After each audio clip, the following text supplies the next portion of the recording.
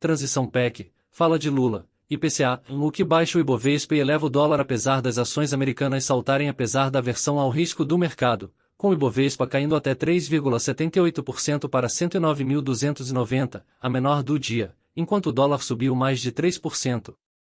Atingiu a máxima diária de R$ 5,36. AS 1. AH.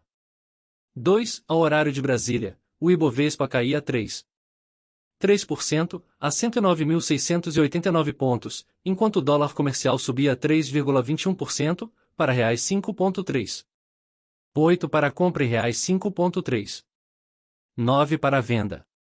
O início do pregão já foi marcado pelo risco no mercado brasileiro, com os futuros de Ibovespa abrindo com força e o dólar avançando em seus primeiros negócios por volta das 9 horas.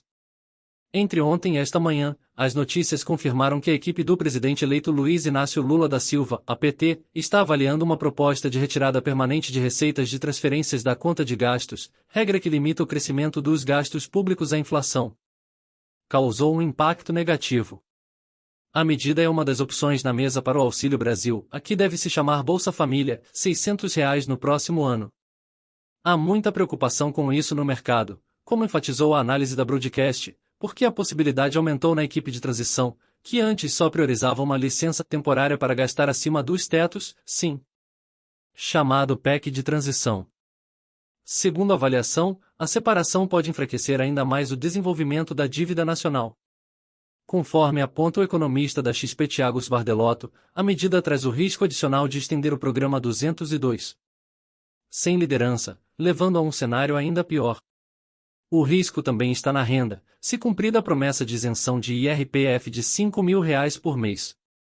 Acreditamos que a extensão do aumento orçamentário, combinado com uma regra menos restritiva para aumentar os gastos, deve afetar as taxas de juros e as taxas de câmbio e tornar mais difícil para o Banco Central controlar a inflação mantendo as taxas de juros mais altas. Os próximos passos devem, portanto, ser aguardados, especialmente os sinais de como o novo governo financiará o crescimento dos gastos, observou o economista em relatório.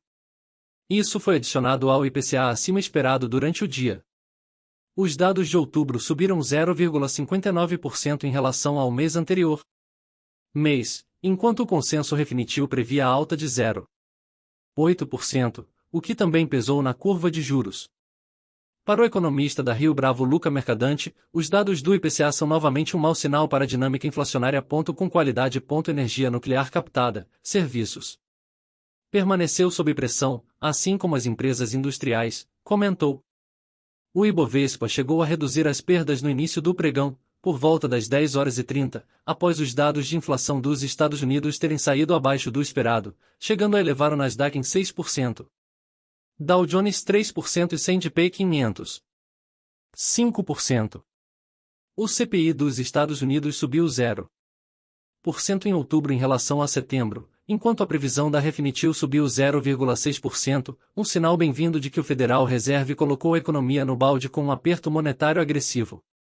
O aumento da taxa, a Federal Reserve, começará a escorrer pela economia e reduzir a inflação à medida que os consumidores economizam, disse Peter Cardillo, economista-chefe de mercado da Spartan Capital Securities.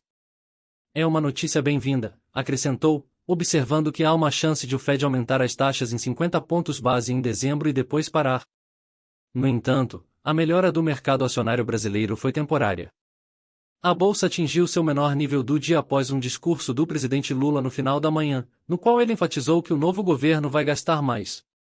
De acordo com a PT, é necessário alterar o tratamento de determinadas despesas do poder público. Alguns conceitos devem ser mudados. Muitas coisas que são consideradas despesas neste país devem ser vistas como investimentos. Não é como se você cortasse dinheiro de uma farmácia popular para atingir uma meta financeira segundo a regra de ouro, disse. O presidente eleito também falou sobre as empresas estatais. Quero dizer que as empresas públicas do Brasil serão respeitadas. Petrobras Petróleo não será cortada. Quero dizer que o Banco do Brasil BA3 não será privatizado. Caixa Econômica, BNDES, BNB e Basa voltarão a ser bancos de investimento, também para pequenas e médias empresas.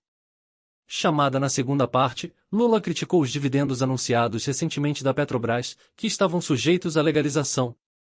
Os acionistas da Petrobras receberam mais de 150 bilhões de dólares em dividendos só durante o mandato de Bolsonaro, e nenhum investimento foi feito. Esta semana você os viu sair com outra distribuição de 50 bilhões de dólares de potenciais lucros futuros, ele disse. O mercado está apertado e deve continuar apesar das saídas, disse Bruno Komura, analista de Ouro Preto, à Reuters. A equipe de transição de Lula está a caminho de um impasse orçamentário com o PEC de transição, aumentando custos sem fontes claras de financiamento.